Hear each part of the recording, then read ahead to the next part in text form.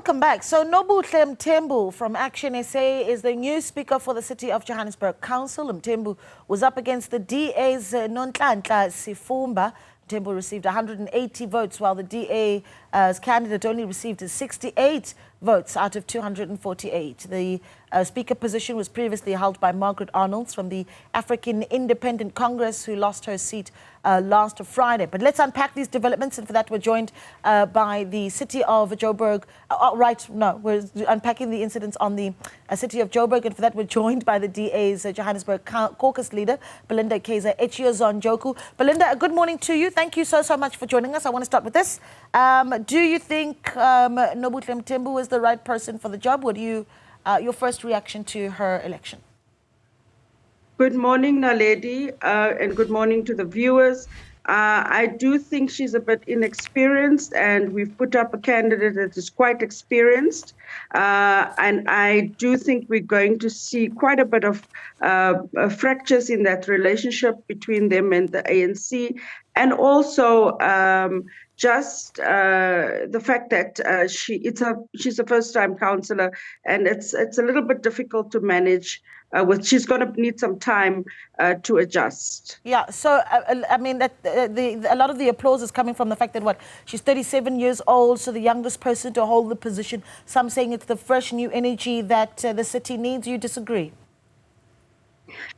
Of course, the city needs fresh energy, but the city also needs experience. The issue is not the age, the issue is not the gender.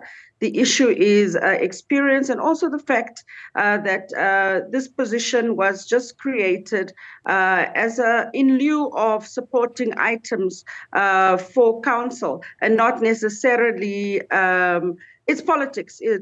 To put it in a nutshell, it's just politics, and it's not necessarily with regards to the residents. Yeah, and because it is politics, we've got to look at the numbers, right? I mean, she got an overwhelming amount of votes. That's in comparison to your candidate, Nobuhle Mthembu, receiving only 68 out of the 248. I mean, are we at this point where the Democratic Alliance can admit that they are weak or weaker in the city of Johannesburg? No, I disagree, Naledi, because, half of the issues that ActionSA is claiming victories for at the moment, for example, the 200 Rand surcharge that they mentioned, is issues that the Democratic Alliance have raised. For example, we had about 20,000 signatures on our petition. We wrote to the MMC of Finance, and he only started reviewing that because the DA raised these concerns, and people jumped on the bandwagon, like ActionSA, who said they'll never work with the ANC, after seeing that we've written to the MMC of Finance and now claiming the victories. So it's a whole lot of just politics. I don't believe we are weaker. I believe we have a very effective opposition. We have appealed to councillors' consciences yesterday, because we put up a formidable candidate, and councillors chose politics over experience at this point in time. Yeah. Would you unpack why you think Ntombi would have made a formidable candidate? Yes, she's definitely a formidable candidate. As you know, the DA believes in putting candidates in that are fit for purpose. Councillor Nobuhle Mthembu is a former MMC of Community Development. She's also a former Section 79 Committee Chairperson for Community Development. She's also acted as acting mayor at some point in time. So Councillor Nobuhle Mthembu comes with experience of both the executive side and the legislature side. She's also got very good relationships with people from different political parties, which gives her the respect of people. So yesterday, we got the sense when people voted that they are voting and they're towing party line. And you could see that there were fractions because they wanted to vote for Nobuhle Mthembu, and we really hoped that because it's a secret ballot, that people's conscience would play a role. But people, we got the sense afterwards that they are not happy with the fact that they had to vote because of agreements. What are the conversations that the Democratic Alliance in Gauteng as a bigger province is having around your position in I suppose your relations with the ANC. I mean, one thing that you can't deny is that some leaders within the ANC in the province have said that this is really what they called an ANC provincial takeover, right? That even national ANC is not seeing Gauteng's refusal to work with the DA as an act of defiance. So where does that place the relations between the DA and the ANC moving forward? Not just in the city of Johannesburg, but what conversations are you having in the province around being able to hold some ground? Unfortunately, I'm not going to comment with regards to the province because remember, Johannesburg is a city on its own and we are a caucus within Johannesburg. So when we are making decisions, we are making decisions with regards to what is in the best interest of the residents of Johannesburg first. As councillors, we've been elected to serve Johannesburg residents first. And the reason why we make up these decisions of fielding candidates is because of a mandate as DA councillors we get from residents based on our interactions with them. The other conversations, our national and provincial leaders would be able to unpack further because the Joburg conversation and the Joburg decisions in council are completely different based on our interactions and our mandate from our residents in Johannesburg. I mean, it is a bigger political conversation, but I'll leave you because of the clear separation, just because I want to make some more points here or get some points from you. Margaret Arnold stood for as Speaker for what, 9 months? I don't know if you think that that's a short time, and one wonders if you're concerned about the stability in council with Nobuhle Mthembu at the helm as Speaker.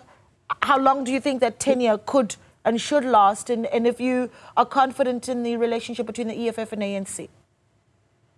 I'm not confident. Let me start there. I'm not confident in the relationship between the ANC, ActionSA, EFF coalition now, because whether the ActionSA want to admit it or not, they are in a coalition with the ANC in Johannesburg by virtue of having this agreement that they're going into government and having the speaker, which is basically governing what happens in council.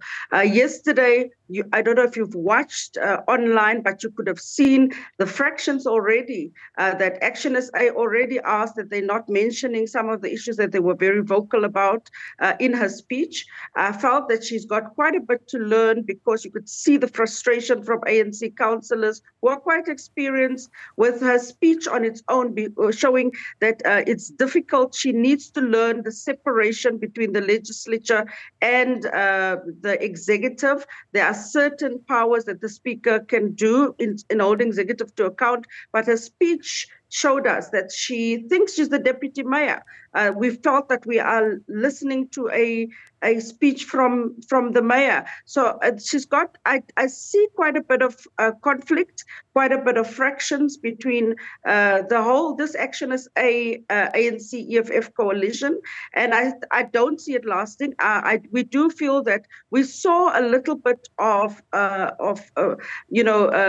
stability slowly in the legislature. We saw that Margaret Arnold was trying to get the legislature on board. We saw less bias in the council, and we wish Nobuhle Mthembu good luck. But I don't see this lasting from the tone of the response from their partners yesterday. I mean, we have people voted for them and not even celebrating when she's going into the podium. So you already see the fractions in this coalition of doom, because we believe that they've just cemented the demise of Johannesburg. The fact that she did not mention anything about the fact that the mayor had said that nothing he does is not foreseeing any change, and she says there's massive changes coming. So they're not speaking from the same hymn book. And secondly, also, there's nothing that has changed in the executive. The same executive who presided over the decay of the city of Joburg over the past year and a half. Yeah. So I don't see any changes, and I think she's in for a very bumpy ride. You've made that point, and you obviously are emphasizing it with quite a bit there. Thank you so much for speaking to us, Belinda. We really do appreciate you. We'll keep